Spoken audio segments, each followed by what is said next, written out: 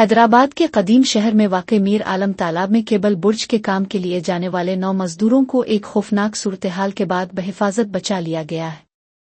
ये मजदूर अपनी कुश्ती के जरिए तालाब के बीच में काम के लिए जा रहे थे, लेकिन पानी में फैली हुई घोड़े की डेग, आबी पौधों की कसरत की वजह से उनकी कुश्ती का इंजन फंस गया और वो तालाब के बीचों बीच फंस कर रह गए।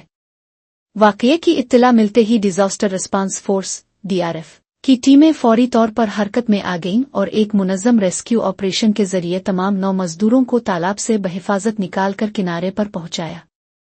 मकामी हुक्काम के मुताबिक पानी की सतह पर मौजूद काई और जंगली पौधों की वजह से कुश्ती की आमद और रफ्त में शदीद रुकावट पैदा हुई थी, जिससे मजदूरों की जान खतरे में पड़ गई थी।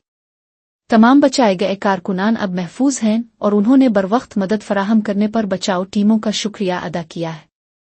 इस वाक़ये के बाद तालाब की सफाई और हिफाजती इक़दामात को मज़ीद बेहतर बनाने पर जोर दिया जा रहा है।